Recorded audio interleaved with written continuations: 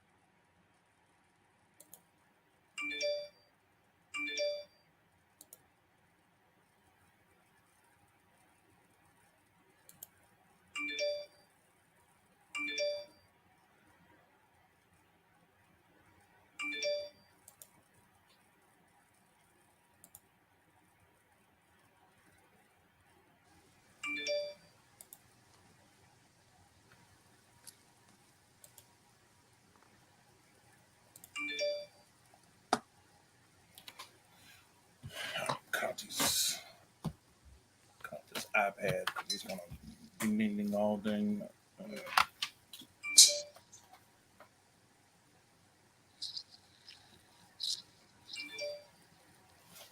Hush up now, fool. Hush up. I forgot I'm on restrictions by Facebook, so I'm about to do the Facebook a little bit different. I'm going to copy the link from Twitter and post it in the Facebook page. Just I can't go live until December 1st.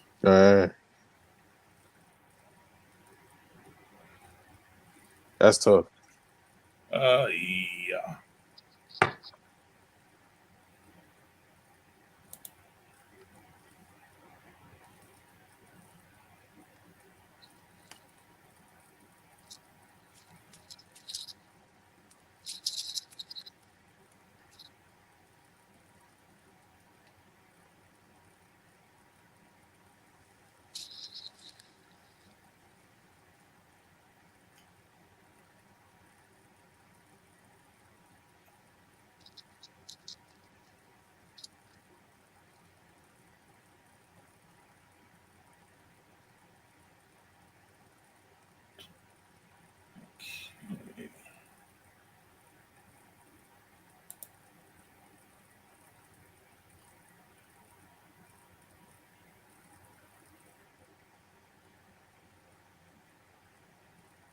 Here it is.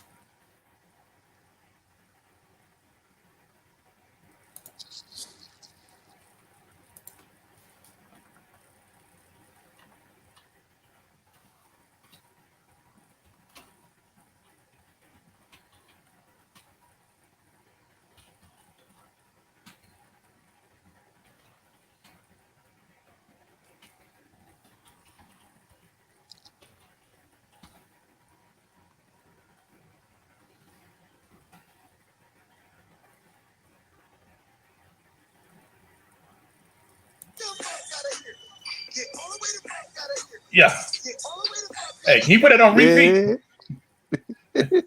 No, for that's the background for the night. Put that all the way on repeat. I'm gonna see if I can loop it.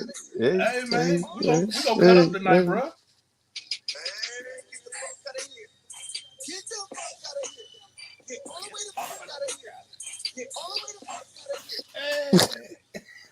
I gotta find a video. Hold on, let's see if I can find it. That's an actual song. Oh, where is it? If you can find it, shit, I put it up and share it.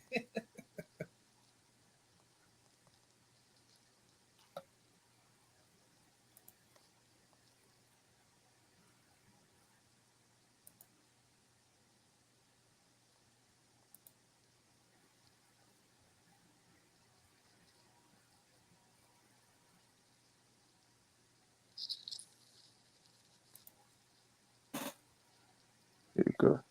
I don't even know how to. Hey,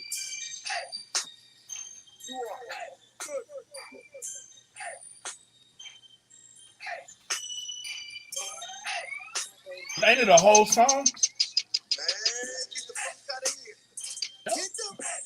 yeah, it's a whole song. All right. Bet. I'm putting in a message. Hold on. I'm gonna share it right quick. Then I'm gonna keep on playing it. Yeah.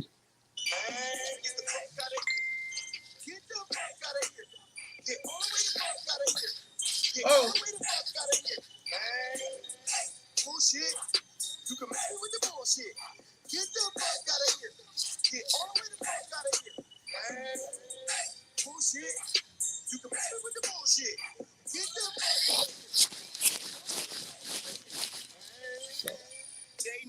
I wonder can our fans hear it though? I don't know. They should be able to hear if we can hear it.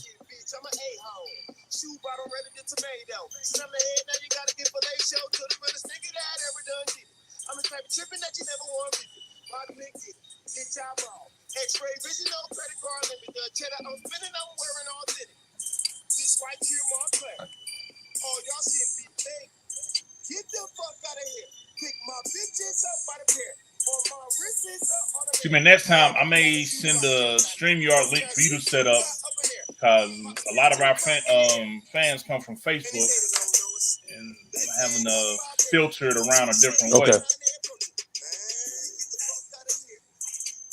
I feel you. We'll get through the night.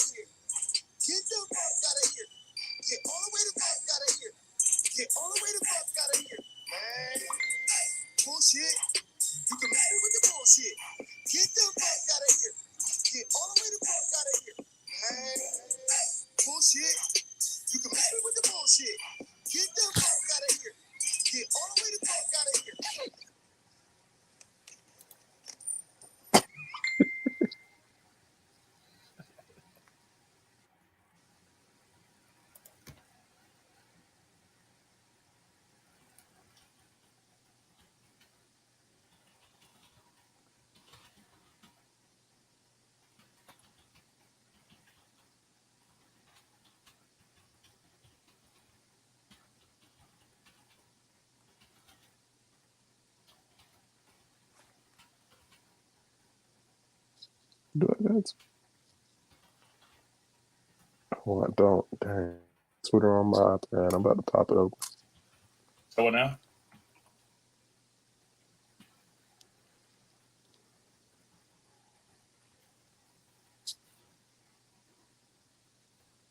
I said I thought I had Twitter on my iPad, but I don't, so I'm just gonna download it right quick. All right.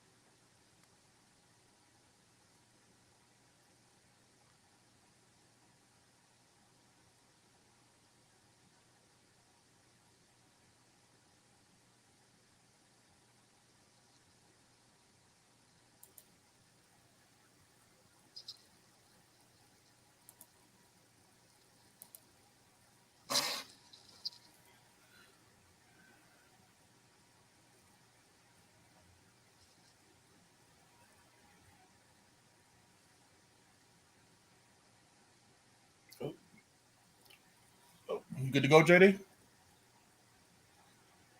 Yeah, I'm good to go. Okay.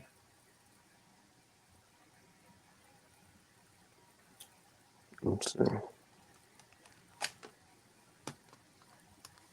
I have to use my data sparingly with my webcam, Oh, because okay, Lord I got knows it get the tripping on me. you.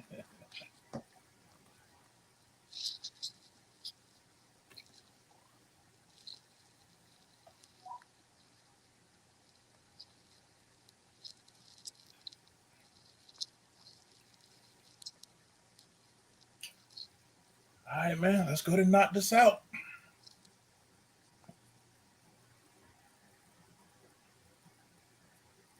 You good? Mm-hmm. All right. I want to shit around. Kept 12 minutes. Hey, what's up there, Panther fans? Welcome to a very special edition of the Four Man Rush. I'm your main man, Kevin Avery, aka 4MR underscore country Kev. As usual, got my partner on the line with me tonight, uh, Jadarius McCoy, aka the Panthers Den. Just before we get started, we want to let you know that this broadcast here is brought to you especially by the people at Grey Goose, because we celebrate whenever Matt Rhule gets the fuck up out of here. So we want to appreciate them for sponsoring tonight's liquid refreshments. All right, so Oh, about was around dead. what 11.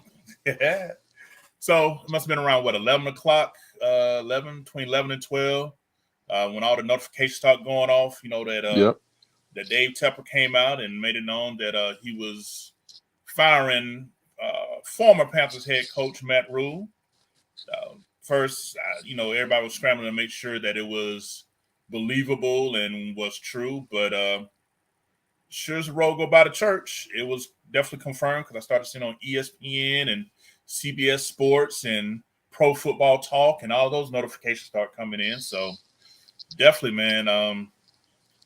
Hey, I mean, I ain't gonna lie. I was one thinking that Dave Tepper might wait to the end of the season, but clearly, in his press conference today, even though he said that it wasn't the deciding factor, but it was a factor of how how things went in yesterday's game. He said he felt like the players lost their intensity. The fact that there was more fans in red at the game yesterday than Panther fans in blue didn't sit too well with him. So you know, as y'all scroll and see at the bottom here, Matt Rhule, the record speaks for itself.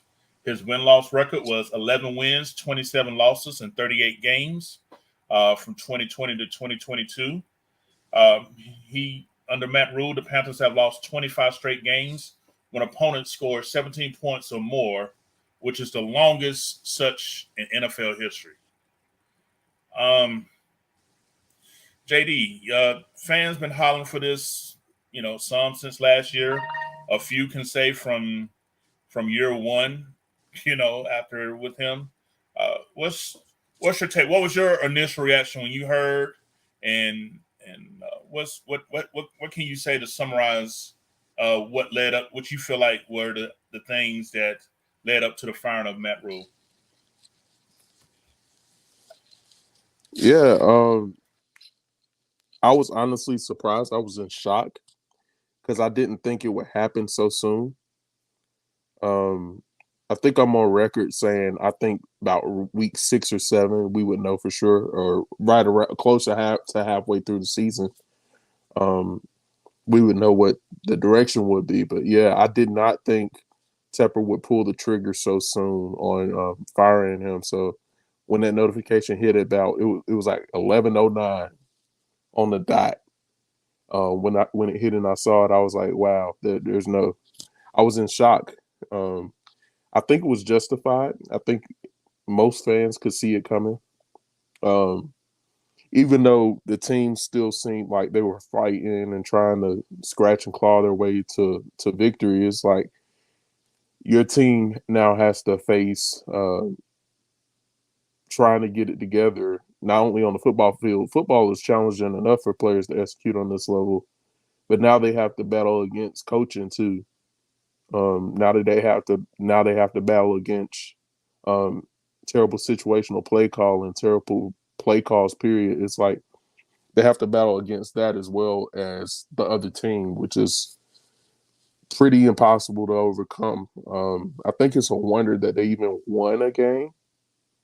Honestly, I think Jameis gifted us some a touchdown or two there here and there when we played. I mean, he likes to give rap interceptions or whatever. I attribute that to Jameis being Jameis and Jameis being hurt and it being the Saints and a divisional rival. You never know. So, um, yeah, it was justified. I think a lot of fans, for most of us, we knew by the end of last season that Rhule wasn't going to be the guy. So I applaud Tepper for going ahead and once he figured it out, to go ahead and pull that trigger and go ahead and get that next step in the Carolina Panthers story started.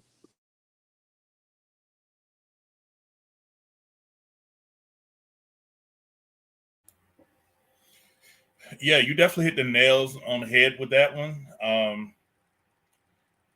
As far as those factors, especially with the players, honestly, the players were fighting for Rhule.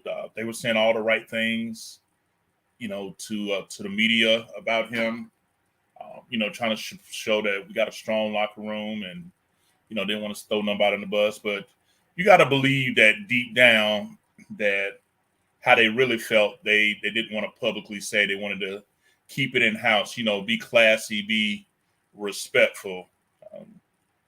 Because you can't tell me with the talent that we got on roster, and I know at multiple positions right now, we definitely could use an upgrade. Number one position is definitely at quarterback, but looks like we're gonna be scraping the bottom barrel for that one.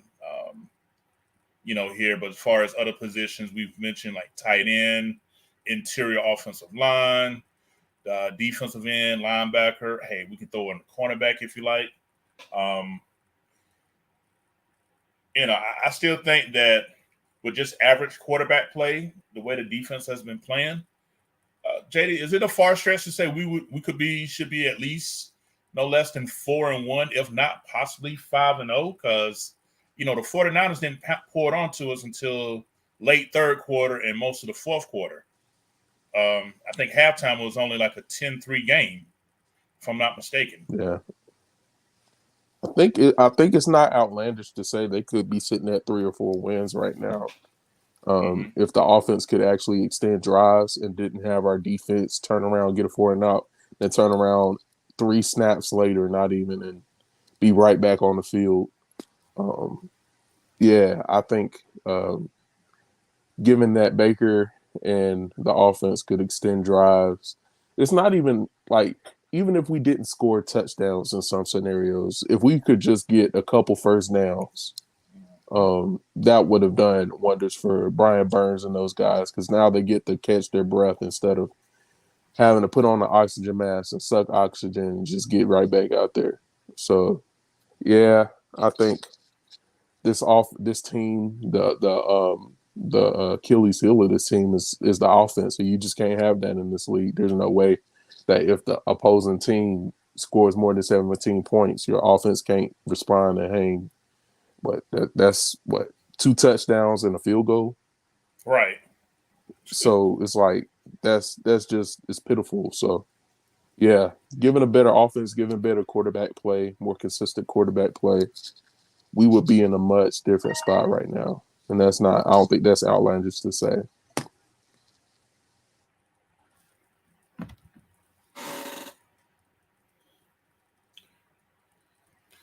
Yeah, it's definitely not outlandish to say that at all. That's how I feel. I don't know. Maybe you can call me a little bit of homer talking about 5-0, but I mean, when I look back at all the games, I mean, week one against Cleveland, they was gashing us with the run. Jacoby Brissett, I don't even think he had 150, even 75 yards passing, if that much. it's pretty much a dink and dunk game with a couple of shots here and there. Same thing with New York. It was a battle of field goals. They just happened to, I think we missed one or missed the opportunity to take one, and they took theirs. We won against the Saints, again against the Cardinals.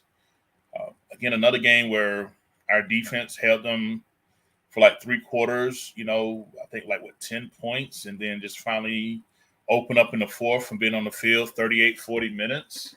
So you're right. If some of those games, if it was nothing more or less than to kill time to let the defense, rest to try to finish their work, of holding teams to 13, 15 points or whatever, that definitely would have worked. And then on top of that, they were throwing in a couple of scores themselves. Just imagine the games where the defense scored had scored a touchdown. Had we scored just 2 touchdowns offensively, we would have had enough to win the game, bro. So, the offense was truly offensive, and I just really think that,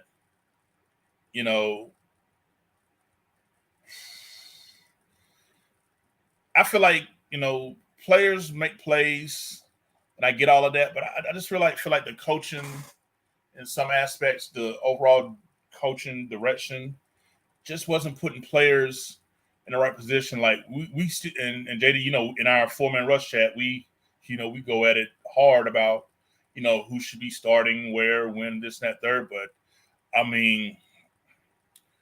get it. Let's talk about the offensive line. Our quarterback is too obvious. We're down to now our third string quarterback, PJ Walker, and I'm hearing we're looking to try to bring in someone possibly, to throw out there as a backup, because I think we've had a guy on the practice squad for a few weeks that I can't even think of. So it'll be interesting to see who the quarterbacks that are even dressed, when we make this West Coast trip to the Rams. But yes, come on now.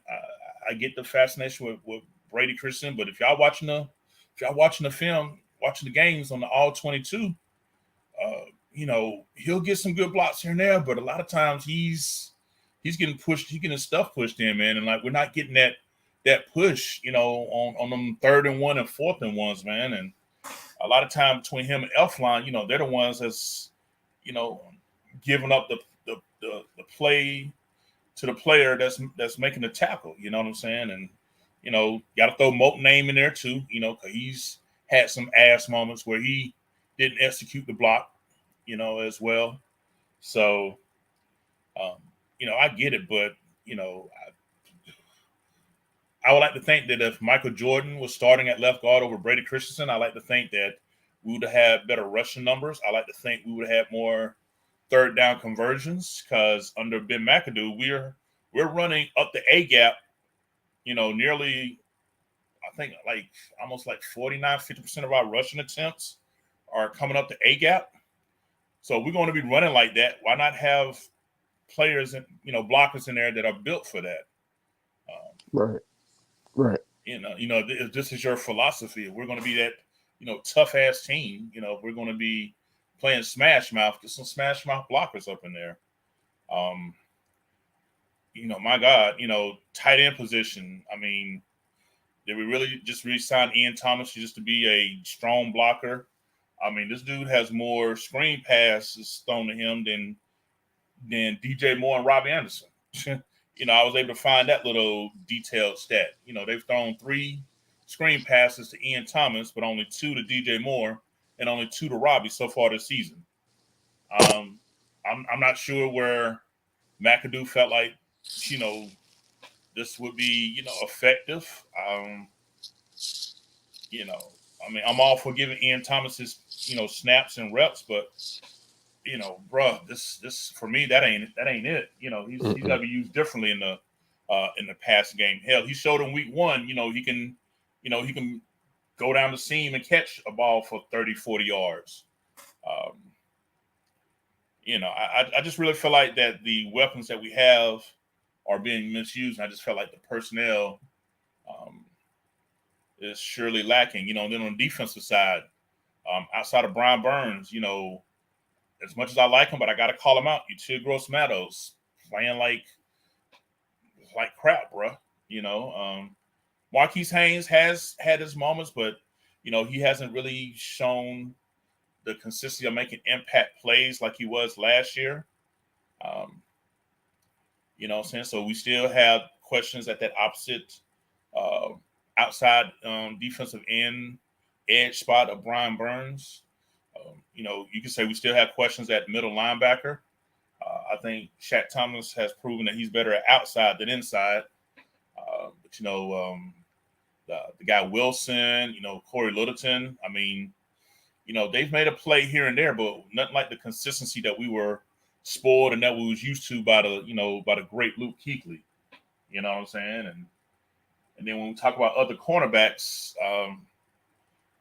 as much as I'm a big fan of CJ Henderson, I mean, it seems like every game he's committing that penalty that's just, particularly on third downs, that's just killing us, bro. And I can't figure it out because we saw the film. He was a dog in college. You know what I'm saying? Like he was like locking up Justin Jefferson at LSU. You know what I'm saying? So it's not like he doesn't have, a resume or pedigree to say that he can't cover, but for whatever reason, it's just not clicking. And that training camp award that he got just never hasn't carried over. But that just for me, JD, that's as far as like personnel and how they've been used properly. I just feel like that's something that as a fan I felt like also was a reason that led to Matt Rhule being fired.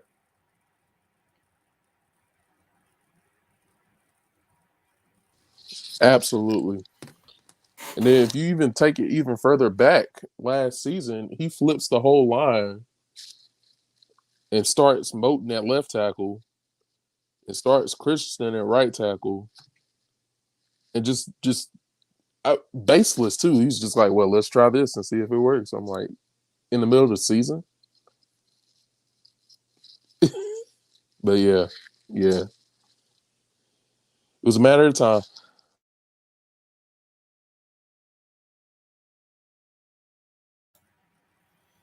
Yeah, man, that would always be mystifying to me. Like, you took two career tackles at only one spot only and flipped them. It's almost like, hey, I believe so much that I can. It's almost like he was so determined to do odd stuff that broke the normal protocol and thinking that it could work just so that he can say that, he did it his way.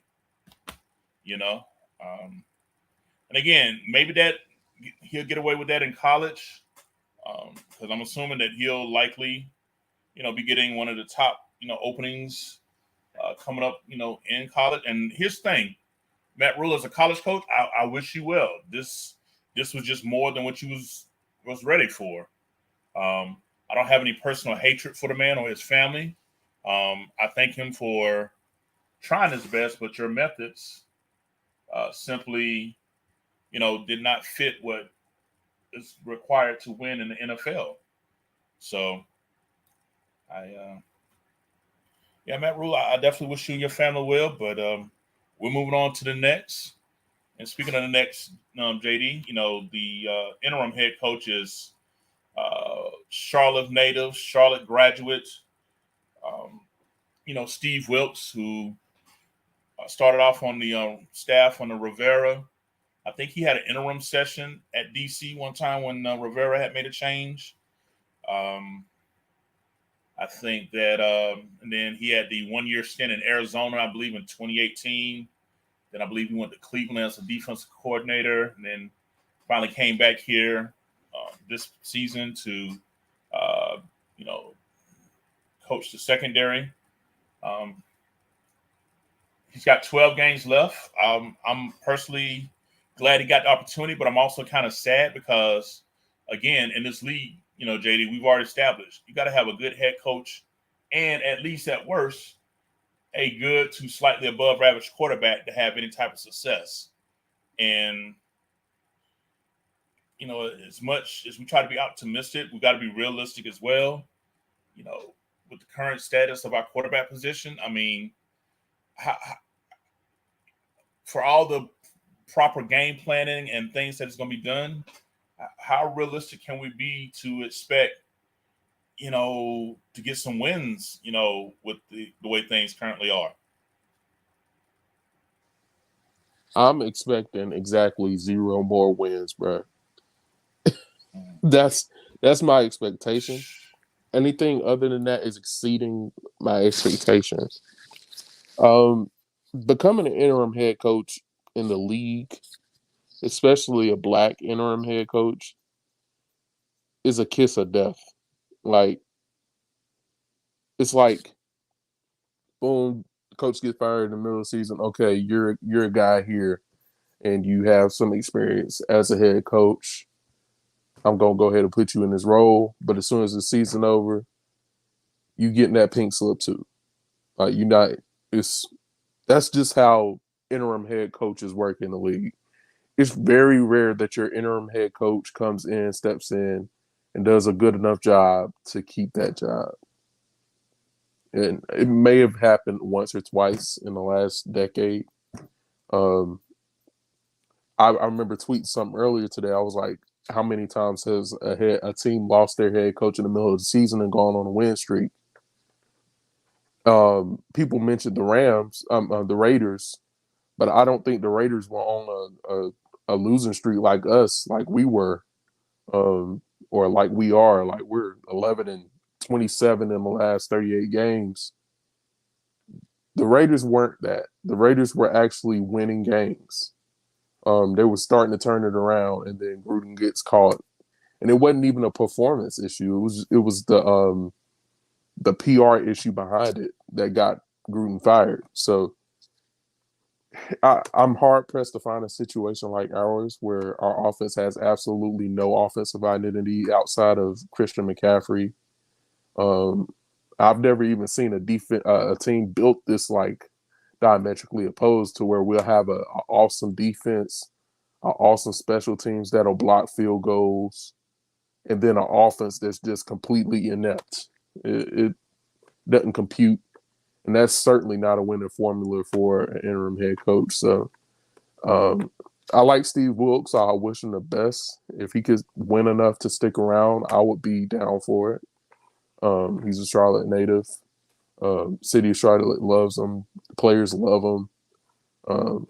I just can't see it happening. I think Tepper is going to pick his guy come the end of the season, and Steve Wilkes is going to be on the outside looking in yet again. That's just how I see it playing out.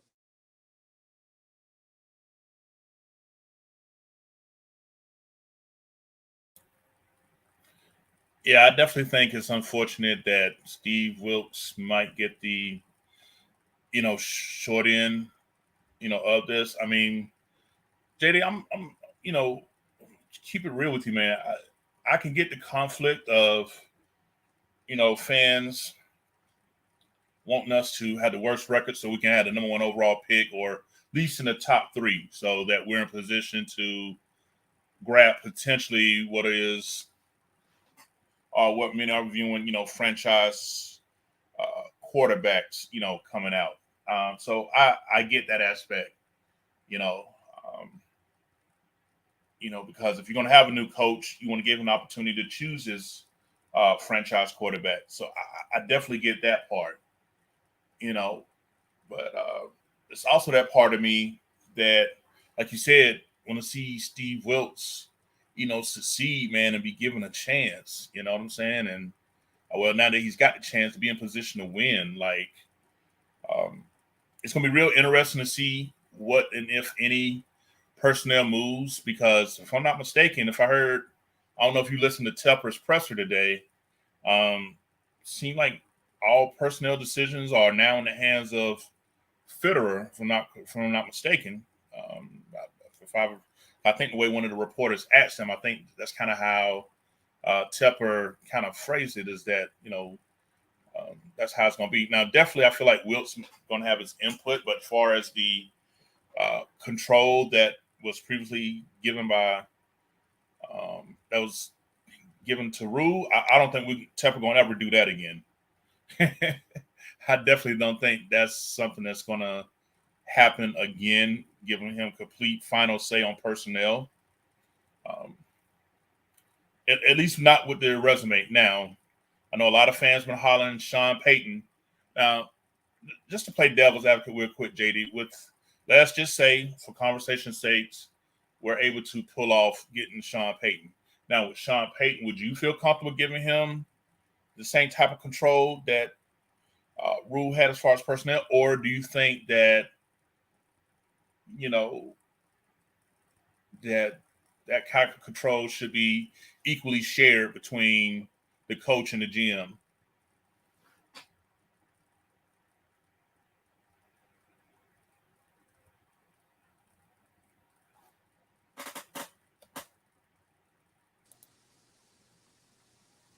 All right, JD. Sorry about Um, that. I didn't know you mm, fell off here, but yeah, go ahead with your answer. I hope you still heard me. yeah, I heard you. I was listening.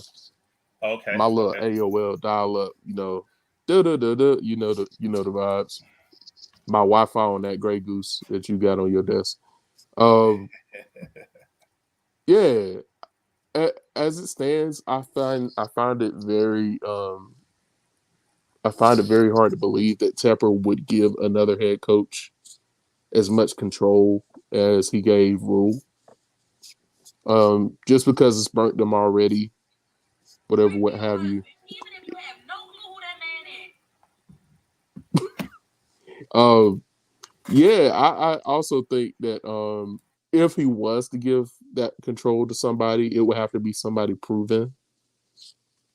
So Sean Payton obviously is not uh, a rookie head coach. He's been around the block a couple times, had some success in the league, won a Super Bowl.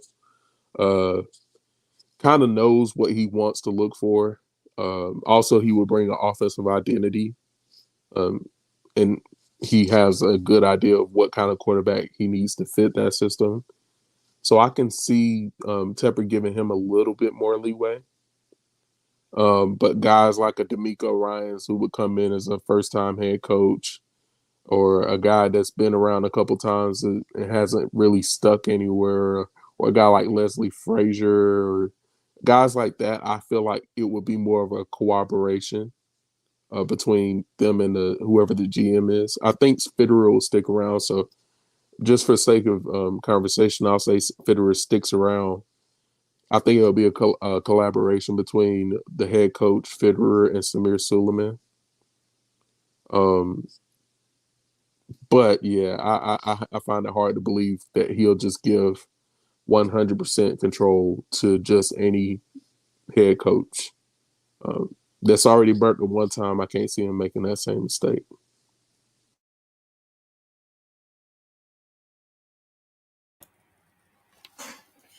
Yeah, I can't either. And to be honest with you, since Sean Payton is under contract, um, I'm definitely, and I don't want to focus too much on Sean Payton because this is supposed to be about Steve Wilkes, but I'm just not a fan of sending them draft picks for him. I personally, I don't think that they want to see him in the division against them anyway. So I, I see them doing something of asking for something so absurd that we say no. You know what I'm saying? Anyway, that I just feel like both teams would be petty because we already got some pettiness involved. Wasn't it a couple years ago during the draft? Um, we was trying to get that quarterback that was kind of like a multi-use player, and like they jumped us, and then we ended up eventually getting him off the practice squad or something like that. Yeah, yeah, Yeah. So so it's no secret. There's animosity and hatred and pettiness between us and the Saints. I really don't think Sean Payton is going to be a realistic option, although he's probably the most qualified option uh, out there, especially since so many of our fans feel like that we need a offensive minded, head coach. And when I come to think about it, I think nearly all of our coaches have been defensive minded. Dom Capers to start off with. Now George Seifert was considered offensive minded coach, but by then, he was kind of like past his heyday. John Fox, defensive minded coach. Ron Rivera, defensive minded coach. Matt Rhule must have been a hybrid. He really had been a coach equally on both sides of the ball and special teams. So I guess he would be the first quote unquote well-rounded coach. Um, Me personally, I don't really have a preference offensive defensive minded because I've seen offensive minded coaches have success by having a strong defense, and I've seen defensive minded coaches have success by having a good quarterback. AKA like Josh Allen and the Buffalo Bills. Um, one to Sean McDermott. But Yep. I like I said, I'm happy for Wilkes, but I'm also sad because I really feel like that he's not going to be in position to get the wins that he deserves, that the fans need. Because can you imagine waiting 8 months for a football season, JD, and I already feel like what's today's date? October the 10th. We got 3 more months of football left, 12 more games, and we're realistically looking at the fact that we may not win another game. And then we got to wait all the way to free agency and the draft and all that, and then wait through OTAs and training camp. Man, like, you know how depressing of a feeling that's going to be, bro?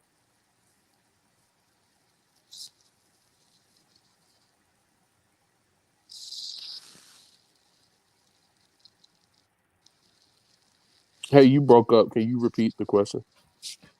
Oh no, I was just saying that as I'm happy for Steve Wilkes for getting an opportunity, but I'm also sad because I feel like he's going to be really hamstrung. I mean, without any decent, proven, quarterback currently on the roster, I feel like that he can probably fine tune and do some things on the defense to make them a little bit better than what they were. But I just really feel like that any good coach to have success got to have at least a average to slightly above average quarterback play, and I just feel like we don't have that.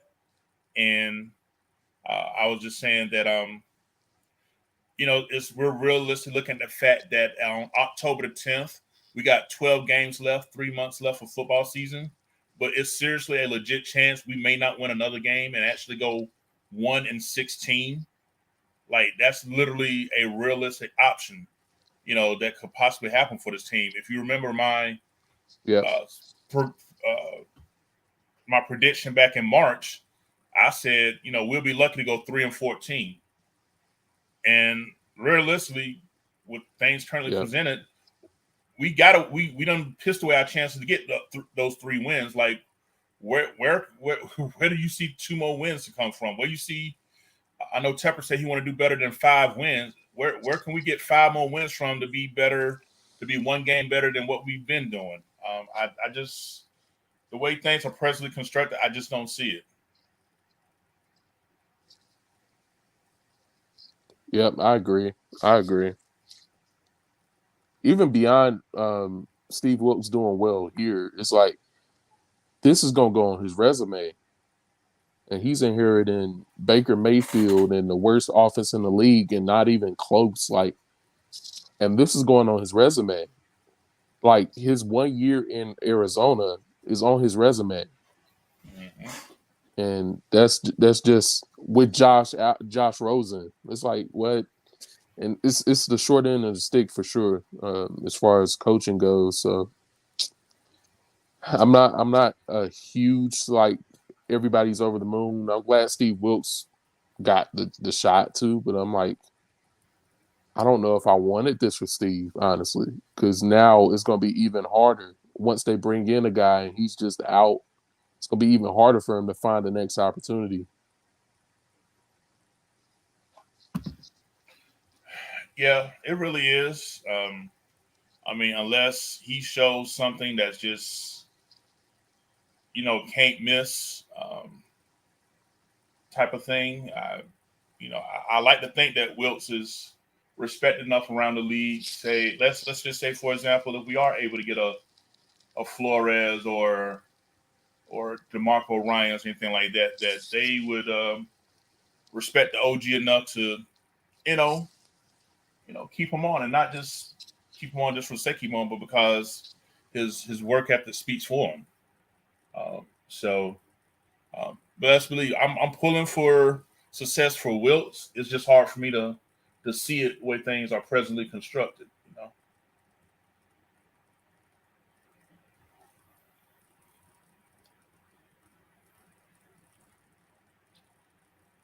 Oh, okay. Lost JD there for a minute. So hopefully he'll be back on here shortly. But yeah, Panther fans. So like, what are you guys' thoughts? I see some of you guys are hanging in here with us, and thank you for tuning in. I know it usually be a whole lot more people, particularly watching us from Facebook, but due to the fact that my personal profile on Facebook has been restricted from doing lives until December the 1st, I wasn't able to add our normal fans that's on here to that a lot of the people that watch us and follow us come off of Facebook. So I think for the next podcast episode that I'm gonna turn this account over to Jadarius or one of the other fellas and let them set it up because yeah, I'm really limited on my end as far as like setting up to do any type of live, using Facebook till December the 1st. All because of a meme. I made a meme that was petty and they thought that I was that I'm a risk. Basically, I had a meme about Jeffrey Dahmer saying that it's crazy how Jeffrey Dahmer, got men to come over to his house, but you're still single. And I guess mentioning Jeffrey Dahmer triggered an algorithm and they restricted me on Facebook. Plus, I did 3 days in Facebook jail last weekend, Friday, Saturday, Sunday, and Monday. So that was crazy. But anywho, just, giving y'all a little background on what's going on with from our end. But but yeah, I'm just going through the chat with you fans while I'm waiting to JD come back here. 919 BW1LL says, "Oh, happy day, Ronnie Young. Glad he's gone." Yep, definitely glad Matt Rhule is gone. Let's see who else we got here.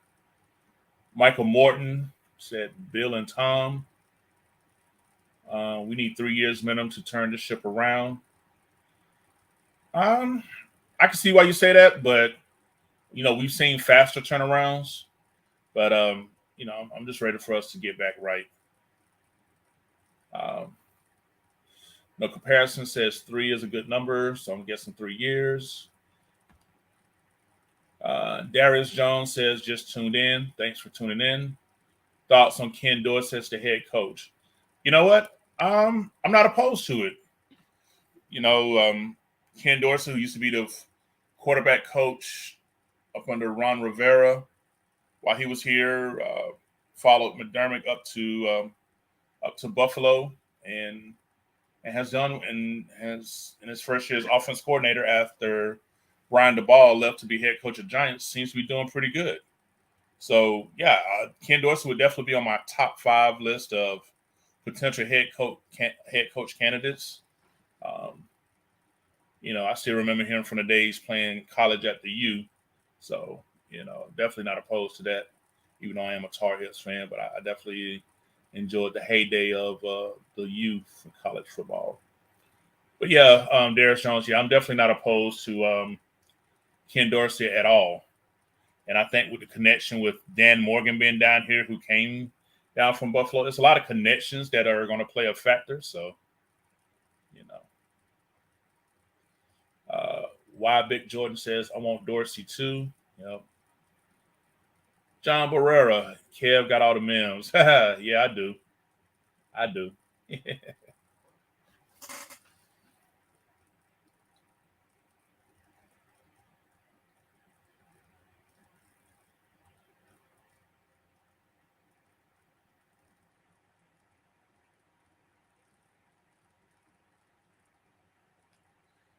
All right, I just took a quick peek over here. The Raiders were up not too long ago, 17-0 on the Kansas City Chiefs. The Chiefs have came back and have now taken a 24-20 lead in the late in the third quarter, 3 minutes and 20 seconds left. That's crazy. Yeah, had the Raiders been playing us, those 17 points would have got them a dub. You know, and for the sake of my fantasy team, I got Travis Kelce, who's got 3 touchdown receptions. So hey, that's all right with me.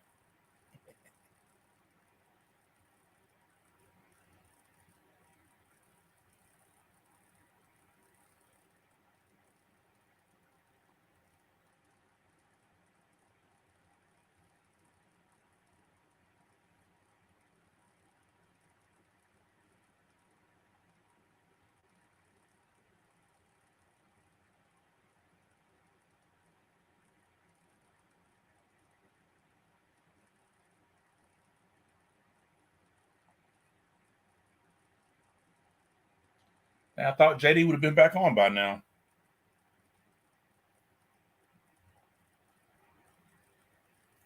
I'm just checking my fantasy team real quick.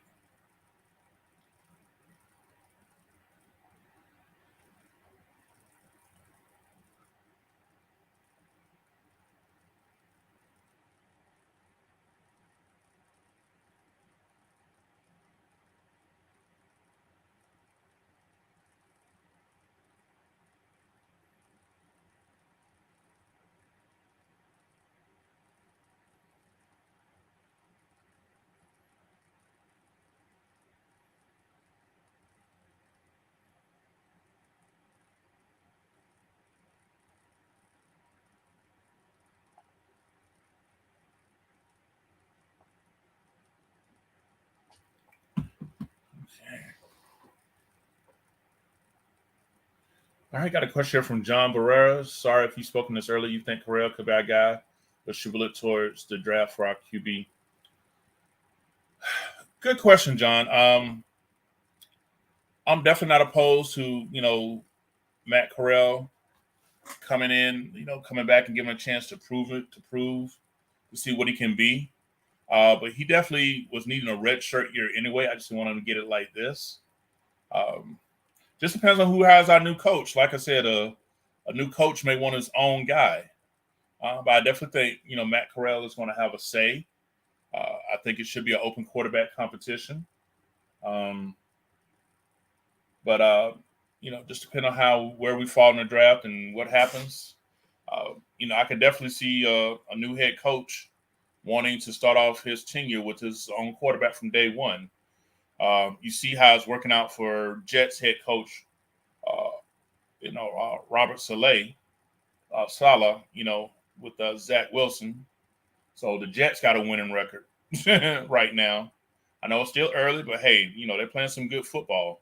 Strong defense, making plays on offense.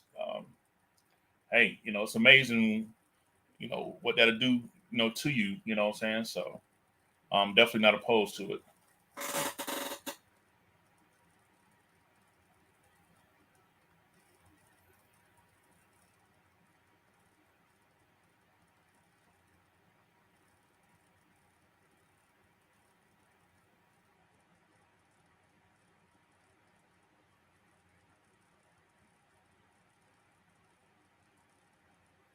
Yep. Well, anyway, pet friends, thank you for tuning in, with us here on the Four-Man Rush. Um, due to work schedules and got a couple of guys sick, that's why it was just me and JD here. Oh, JD said he got kicked out. Add me back.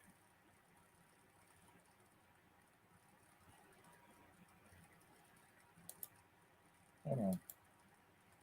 All right, let me see.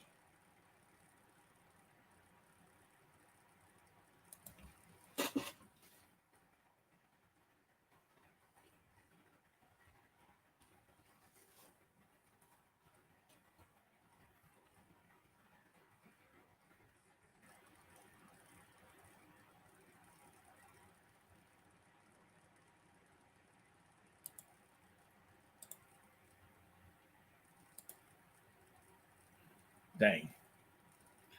Well, anyway, but appreciate you guys' support. We'll catch you next week. We'll be discussing the Panthers' victory over the Los Angeles Rams in Week 6 because they're not looking like the defending Super Bowl champs that we've known them to be. So, who knows? Definitely stay tuned. Well, listen, on behalf of everyone at the Four Man Rush, this is Kevin Avery. Again, we want to thank you all for tuning in and supporting us, and we'll catch you guys out on social media. Y'all have a good day. Take care and be safe out there.